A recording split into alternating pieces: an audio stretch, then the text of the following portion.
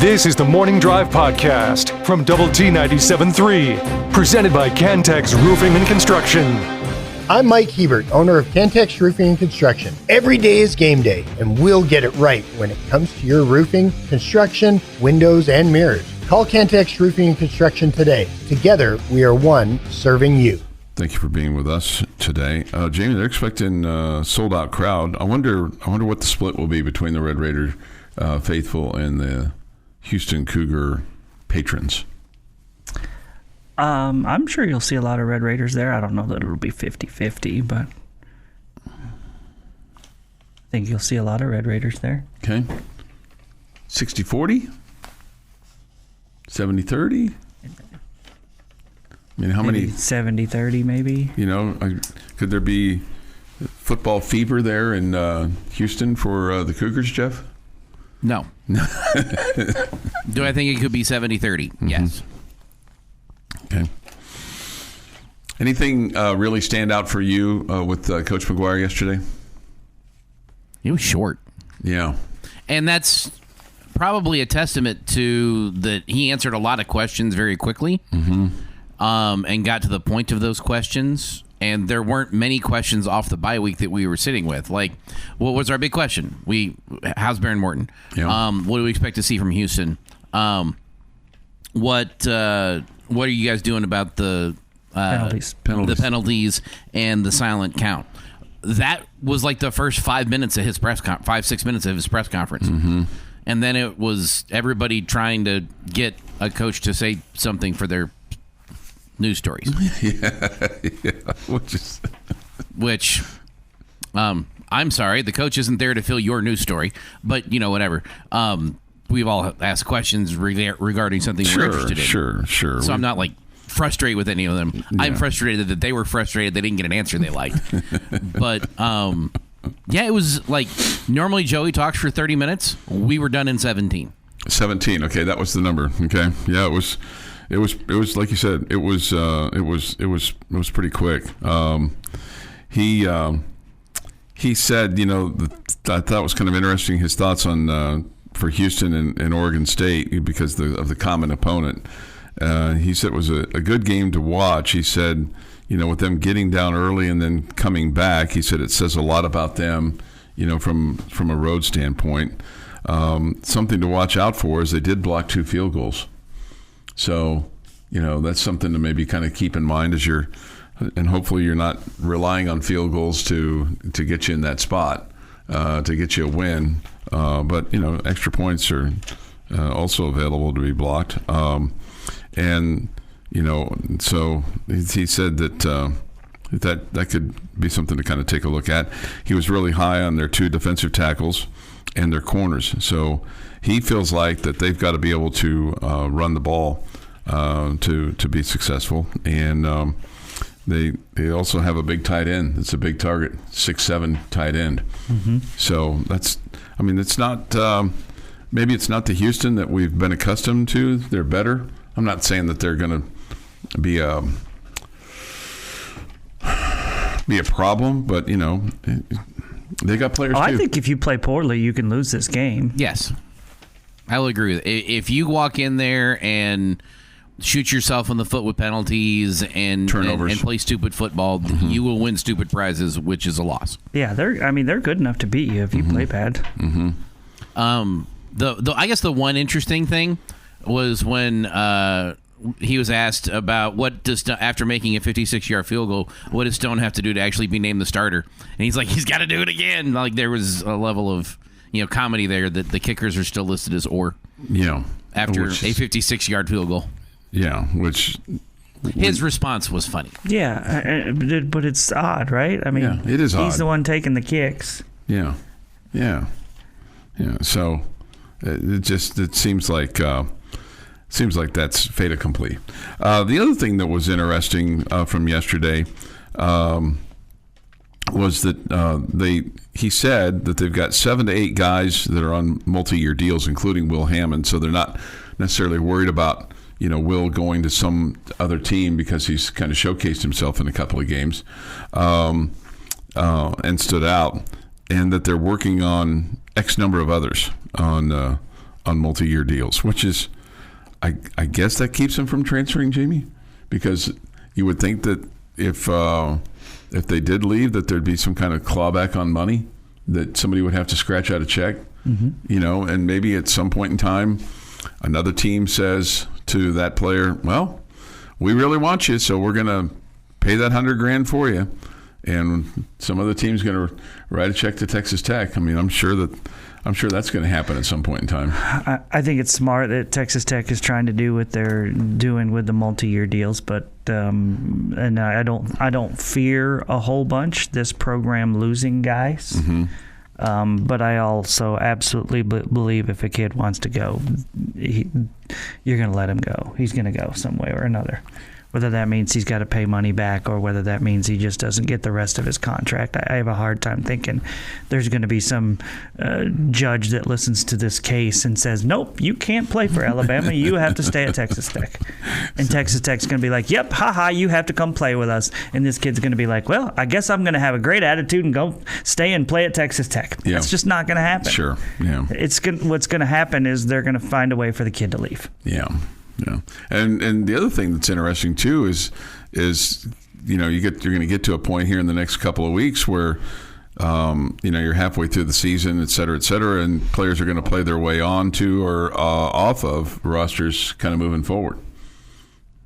Depending on injuries and depending on level of play and things along those lines. As they're evaluating for next year, they're not quite to that process yet, but I think that's going to be interesting to see, as well as what kind of happens along those lines. So anyway, it's a different world, obviously, that we're in with all of this. So it'll be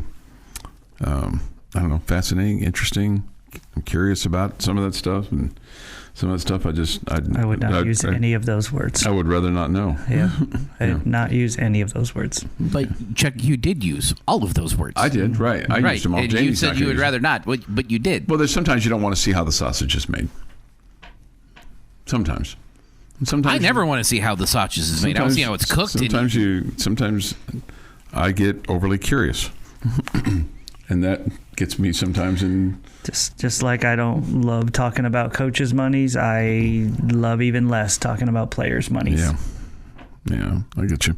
Yeah. 6:40 this morning on the Morning Drive. This day in sports history is next on Double T 97.3. Baseball this afternoon and tonight, wild card style on 100.7 The Score. And sandwiched in between it is high school fan zone tonight with coaches from Monterey and Coronado. And those two teams play each other on Friday night over at Lowry Field. Your daily dose of sports and fun. This is the Morning Drive Podcast from Double T 97.3, presented by Cantex Roofing and Construction. 30 days past September, November, never mind.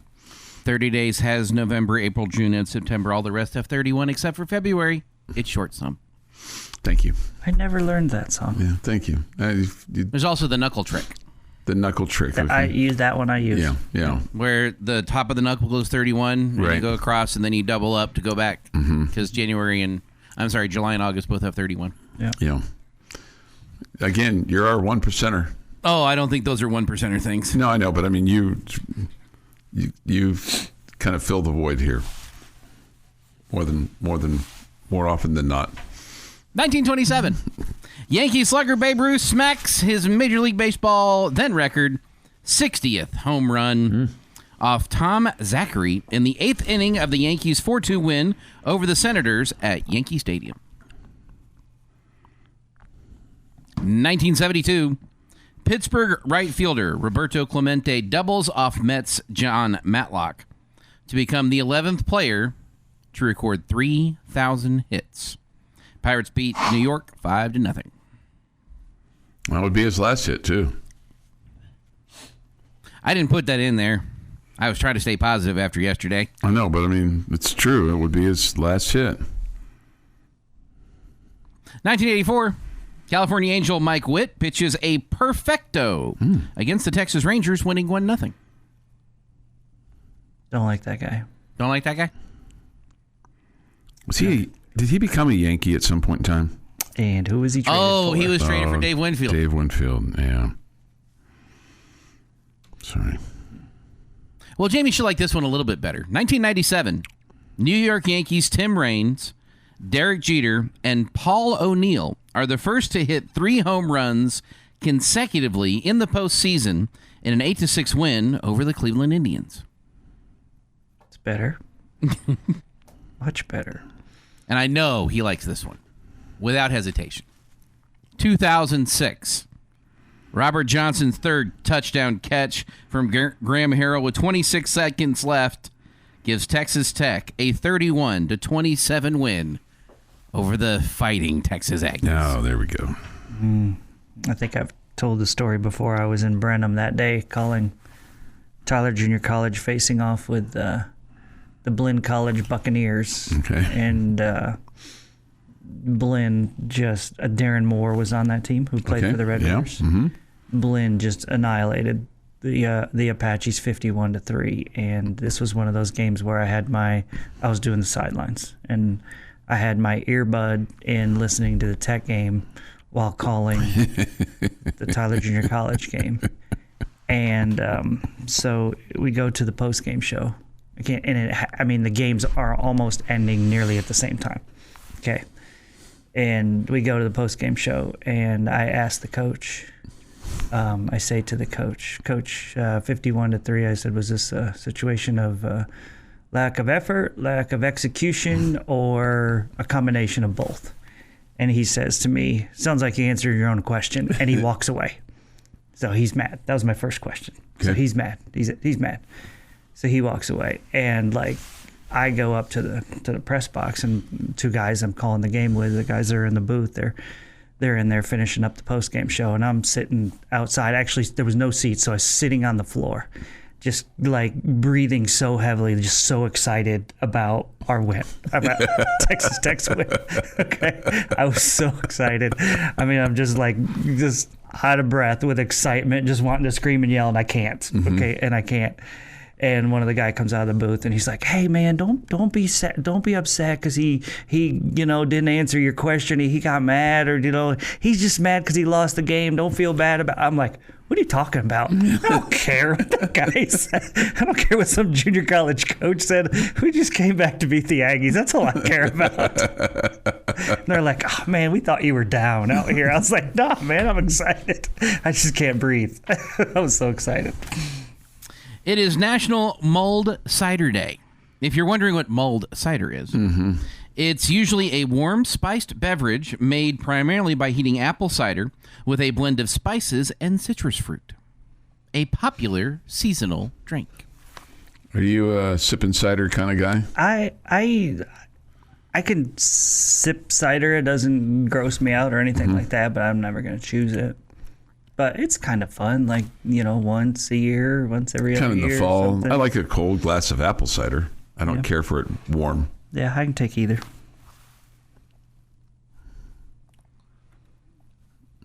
Just apple juice. That's kind of where I'm going with that. Well, there's apple cider, too. There's apple cider that's cold.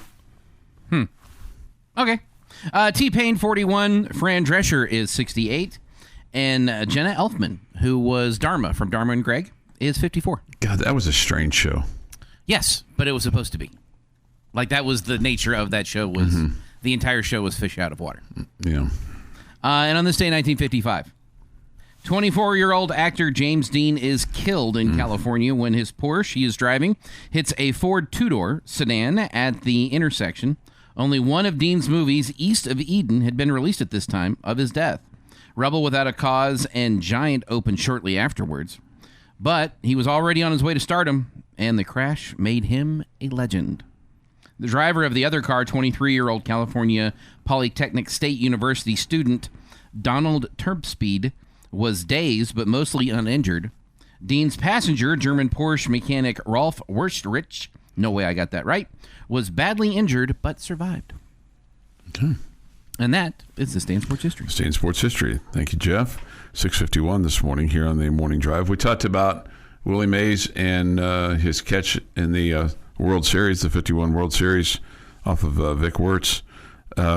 yesterday they finished up a auction of some of his items, personal collection, $6.5 million netted after a couple of days.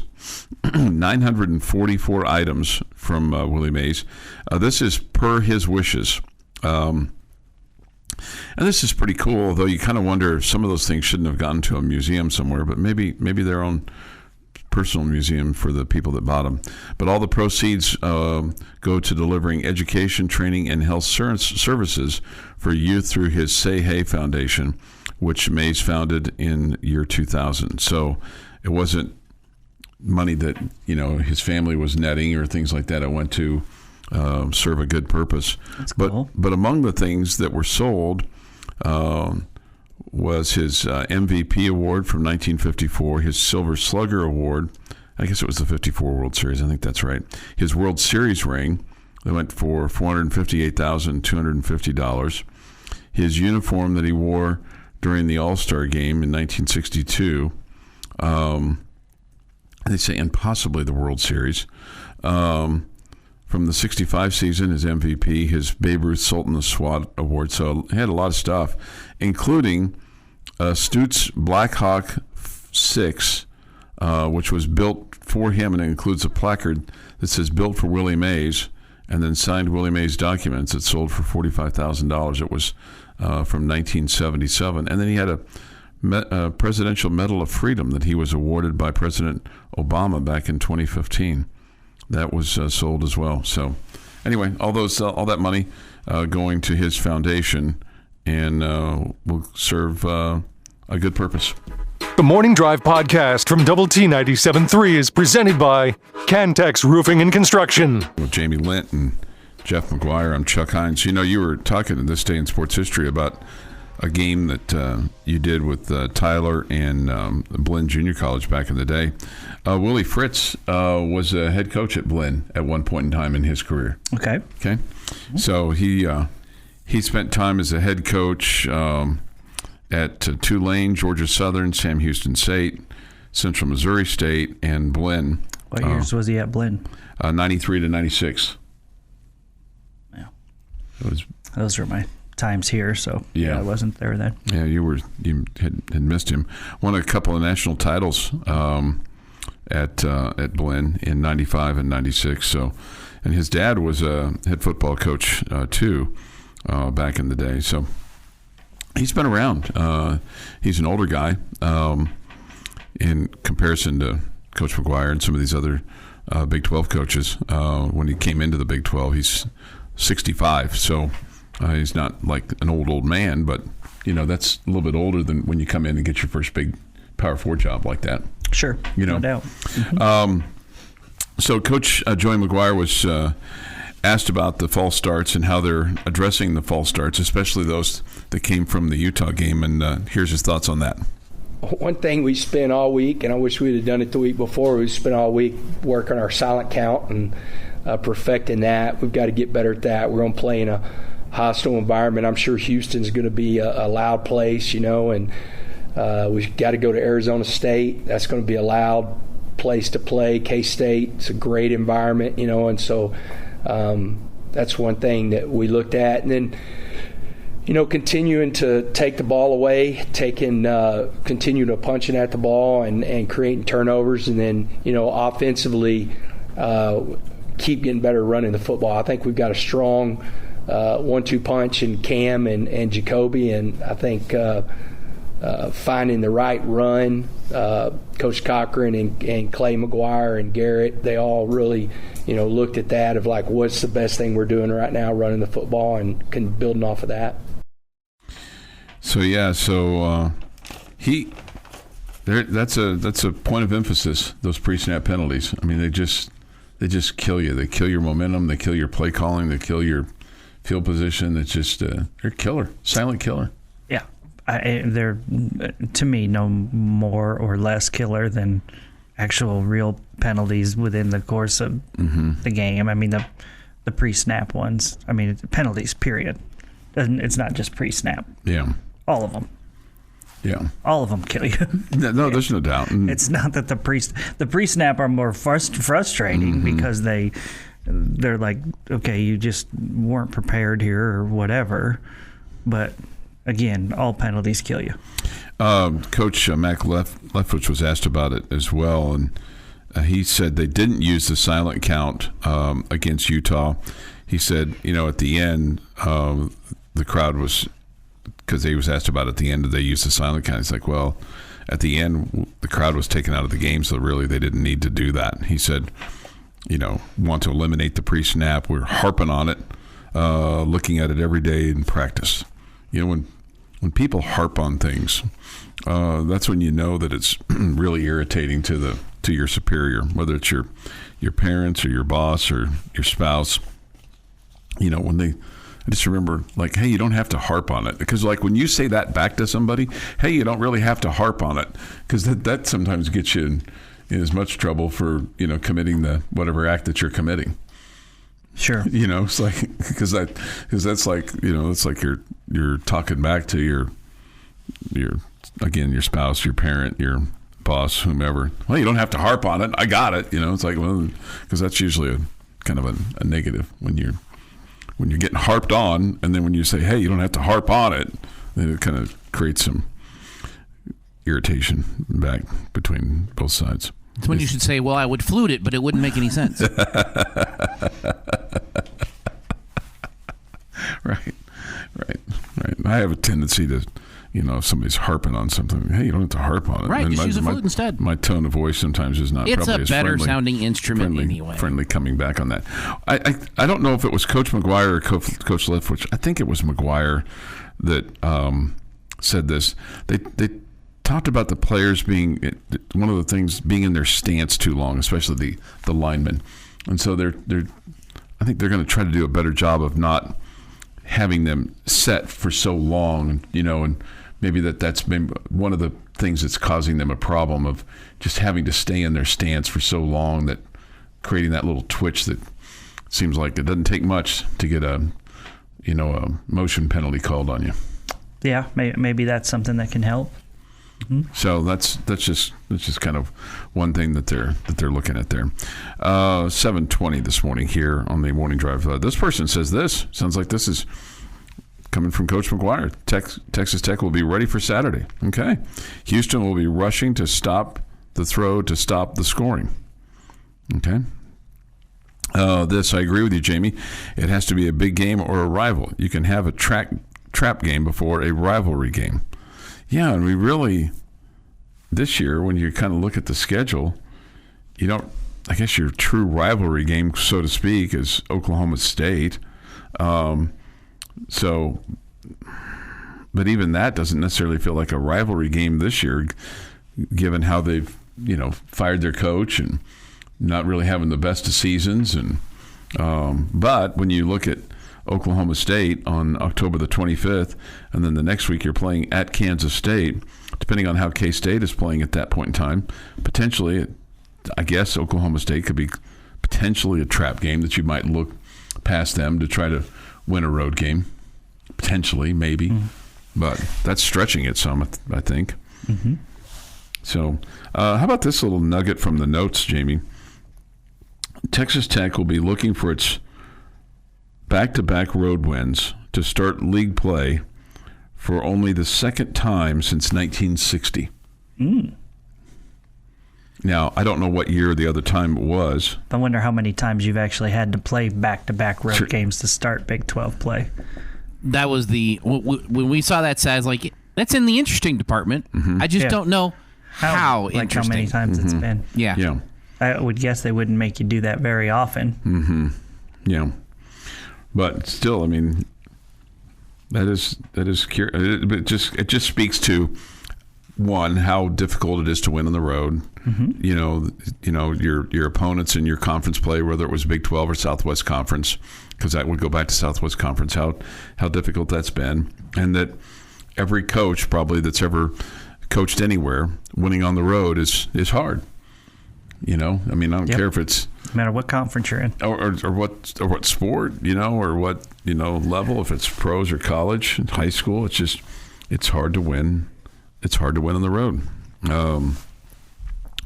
So that's I don't know. It's not that was just kind of interesting when you look at that, and also you're trying to keep this streak alive of being undefeated, and you haven't had this long a streak since 2013.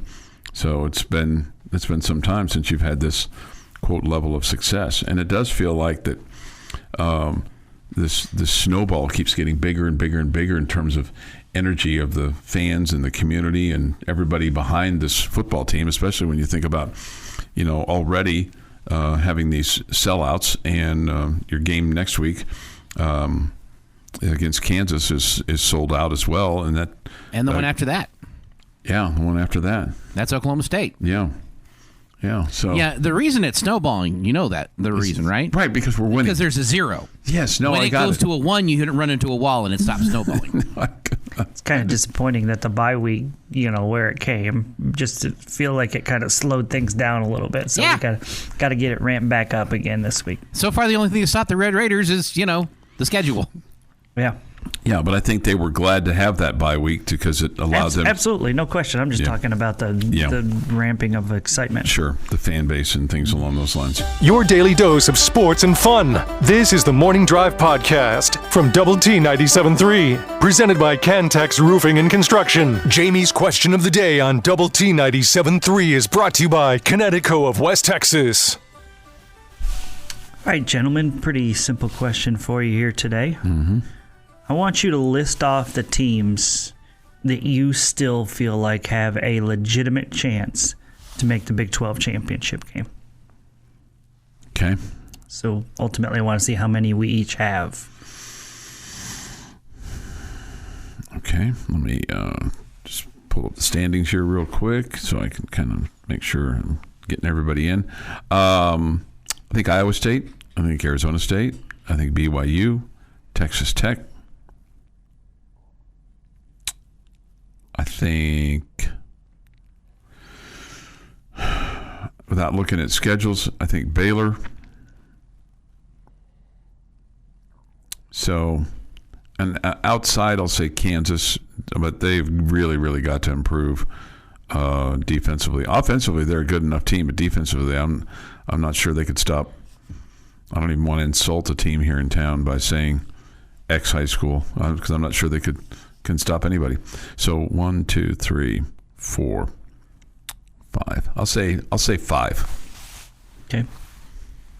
Texas Tech, Iowa State, BYU. End of discussion. Okay. Interesting. Okay. 3 then, huh? I have the Red Raiders. Mm-hmm. I have Iowa State. I'm keeping Arizona State in there, but just barely. Mm-hmm. BYU. Mm-hmm. Utah. I'm skipping over Baylor, Kansas, and Kansas State and going all the way down to TCU. Okay. Okay. I think Baylor and Kansas are the same team. Both really good on offense, but neither one of them is very good at all on defense. Mm-hmm. But I don't think that either one of them finds their way into the Big 12 championship game. Same thing with Kansas State. I don't think they do. But I do. TCU should have won that game on Friday night. Their quarterback just laid an egg late in that game. So I'm still giving them a chance that was just a bad game for Josh Hoover, and that they're, despite the fact that they're 0-1, they still have a shot. Here's what Baylor has left. They have K-State, TCU, Cincinnati, UCF, Utah, Arizona, and Houston. If they beat the purple teams in back-to-back weeks, and they play Utah at home. I mean, I'm not saying they're going to run the table, but they sure could run the table. If they beat if they beat Kansas State and TCU in back-to-back weeks, I'll change my opinion about Baylor. The TCU game is at TCU. At this point, I'm not betting on that. Yeah. No, I got you. Yeah. I got you. Yeah. But that's... if Texas Tech lost the next 3 games, I would think I'm changing my mind and saying I don't think the Red Raiders are going to make the Big 12 championship game.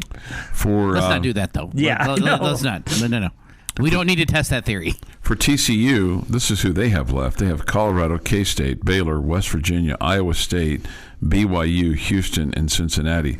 Those two games in the first two games for them in November 8th and 15th, are really, really critical for them. Home against Iowa State and at BYU. I think, some have a little bit tougher, some have a little bit easier. I think that's fair to say. I just think at this point of the season, everybody's got some tough ones left. Mm-hmm. Yeah. Yeah. There's not however many, let's see how many, there's not 7 layups left for anybody, I would imagine. No. Kansas has to go to UCF this week, then come here, then K-State, which they've struggled. I mean, they could, in essence, lose 2 of the next 3 games pretty easily and be out of it. Then they host Oklahoma State, at Arizona, at Iowa State, and Utah. That's a really tough schedule. Kansas and Baylor have to show that they can play defense before they're a legitimate contender. No, I agree with you, but I mean, that's of the last 3 schools that I've listed, that may be the toughest schedule. Okay. I didn't have them as a contender. Yeah, I got you. Yep. Let's see. I was going to pull up Iowa State here real quick because we all had Iowa State, right? Correct. So Iowa State this week is at Cincinnati. Then they go to Colorado, home against BYU, home against Arizona State, at TCU, home against Kansas, and at Oklahoma State. So they're home against Arizona State, on the road at TCU. Toughest stretch for them. Yeah, those are 2. Yeah, and then BYU. I think Utah's the really interesting team just because they have 1 loss at this point, just like TCU does. So there's not a lot of margin for error for those teams. But I'm not certain that Utah is still not one of the top 3 teams in the conference. I think they are. Okay. I don't know that I would say that about TCU or BYU, though. BYU has West Virginia on Friday. Then they go to Arizona. They're home against Utah. That's a rivalry game, right? At Iowa State, at Texas Tech, home against TCU, at Cincinnati, and home against UCF. So then you look at what the Red Raiders have left. Obviously at Houston, home against Kansas, at Arizona State, Oklahoma State at home, at K-State, home against BYU, home against UCF, and at West Virginia. So is the toughest stretch at K-State and home against BYU, Jamie, for the Red Raiders? Yeah, I would think so at this point. Yeah. Or maybe it's at Utah, at Houston. Well, okay. Could be. You got at Arizona State thrown in there too, but that's sandwiched in between home games with KU and Oklahoma State. So, let's see, Jamie. They aren't all layups for Texas Tech, but all the shots are coming from the paint. Okay. It's good. Good basketball referencing there. Somebody else says their teams: Tech, Iowa State, Utah, Arizona State. Slight outside chance for BYU and TCU. I think that's my list right there. Yeah, I would put Arizona State in the slight with BYU and TCU.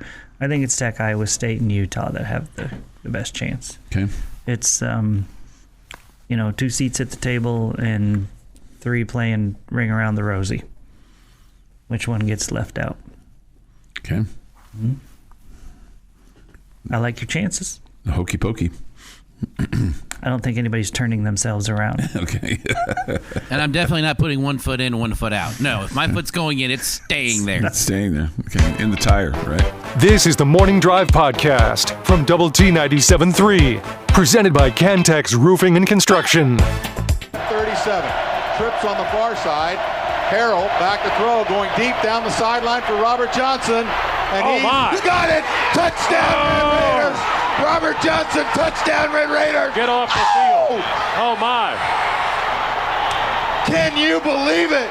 Aggies blitzed. Shannon Woods picked up the linebacker coming from the outside, and Robert Johnson, an unbelievable catch just into the end zone. That'll get you going a little bit.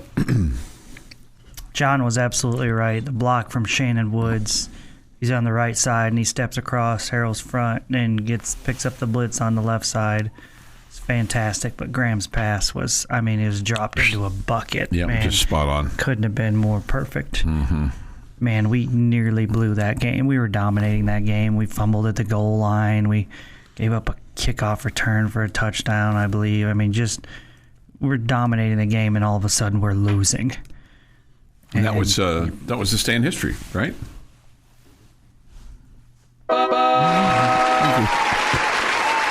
Let's send some additional sarcasm on top of the usual sarcasm today. No?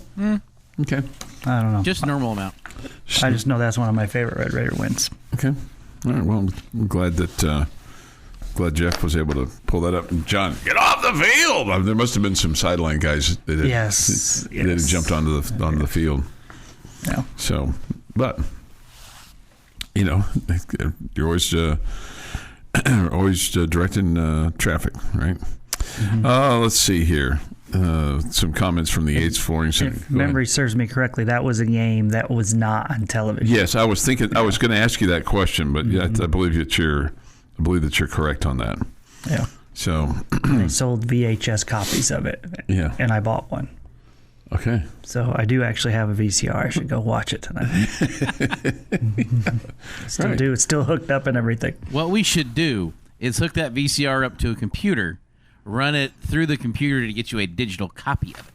Yeah, that'd be good. So then you could watch it on your phone while you're taking your long drives for the Red Raider baseball team this year. Oh, okay. Okay. We have some long drives this year? Sure. There's a trip to Arlington. Yeah. I'm sure. Yeah, we drive all over the place. I know you do. Yeah. I mean, and I hate to say this, he's probably going back to New Mexico. I'm certain that'd be a really good chance. Yeah. We're going to Albuquerque. You'll fly. Just no, stop. no. Actually not. The team is busing and what? Yeah, team is busing to Albuquerque for that game, and Fink and I are going to drive, and then Fink has to come home, and I'm going to fly with the team to Frisco. So you at least don't have to go both ways. Yeah, I don't have to go both ways. You just have to make one drive. How are you going to get the car back? Fink is coming back. Oh, Fink is coming back. Fink's coming back, yeah. You're taking Fink's car. Got it. Right. Making Fink chauffeur you around. That's not very nice. Hey, I'll be glad to drive, but I think Fink kind of shares. Of course, he's ridden with me more than once. I think he probably would share Jamie's sentiment about riding with me. As Jamie's made it clear that he's never going to do that again, right? Yeah, I'm out on that. Jamie was trying to figure out what it would feel like because Joyce was talking about a bullet train from here to Dallas, and it's like taking a half an hour. And Jamie's like, I wonder what that would feel like. And I texted him, I'm like, well, just take a ride with me. I value my life, so I'm good. I'm good with that. I'm pretty good. I think I'm a pretty good driver. Okay. Yeah. Mm-hmm. Especially at Mach speed. Chuck thinks he's good at something. Shocker. No way. Shocker. I need to write this date down. This day in sports history. Yeah. 2025.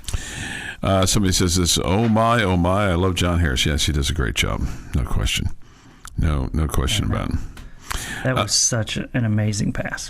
Let's see here. I think the texter is right. He thinks that it is on TV. It was on TV. I think the one I'm thinking of was the overtime game with Kingsbury's team and West. And Welker's punt return for a touchdown. You're right, texter. You're right. Yeah. I got those two confused. Another great win against the Aggies. Yeah, I know. At their place. That 06 game I know was on TV because we saw this on TV. What did you tell your sophomore quarterback with 2:16 left on the clock? March down and score. I mean, it's all the A&M Tech games, especially up here, are exciting. This was no exception. Glad we were able to win. I really didn't think we played a particularly good second half, and we missed some opportunities the first half, but glad to get out of here with a win. This is a tough place to do it, and once in a while a pirate can beat a soldier, I was hoping that's what you're going to have that at the end there, the pirate soldier quote there. Yeah, 8:07. He was right. We played terrible in the second half. Just terrible. Just nearly just gave it away. But, man, those 3 saved us on that play. That was, Graham's pass was so perfect. Well, and that just goes to show you, you got to have, great players making great plays and even to help you overcome. And who knows what transpires, in this season, because at some point in time you're going to need great players to make great plays. And it may be... No, you have already. Right? You needed them to beat Utah. Yeah, but your defense made great plays all over the field. Yeah. But you haven't had a close game yet. I guess is my point. Your freshman quarterback came in and took a close game and turned it into a blowout. Yeah, he made some huge throws. Mm-hmm. Caleb Douglas made some big catches. And, Yeah. Jacob Rodriguez. Let's not forget what he did for your defense. No question. No question. It was interesting. Sheil Wood was asked about Jacob Rodriguez and yesterday, and he's the defensive coordinator, obviously, for Texas Tech, and he was asked about his skills of punching the ball out, and the some of the guys are really focused on the turnover drill, and Coach Wood just said, Jacob's the best I've ever been around. He had his punch-out skill way before I got here. So he's not taking any kind of credit for Jacob Rodriguez's ability to punch the ball out. He's had that going on. Let's see. Somebody wants to know, how fast will you drive on the 60-mile-per-hour New Mexico roads? I'm not driving. Fink is. There's so many interesting, going back to the Tech Aggie game, just the story of Robert Johnson, right? Mm-hmm. Who comes here as a highly recruited quarterback and just does not, appeal to Leach at all, and there's thought of him leaving the program and all that, and all of a sudden he turns into a wide receiver, and then he makes that catch, and then the Shannon Woods saga of a Red Raider-ness where he's sent back from a bowl game on a bus and all that. Just, the stories of the Leach years are just phenomenal. There's just so much there that was so much fun. Mm-hmm. What a great era. I know we didn't win as much as we wanted to, but it was still so much fun. This has been the Morning Drive Podcast, presented by Cantex Roofing and Construction. Check out our library of Double T 97.3 podcasts at doublet97.3.com.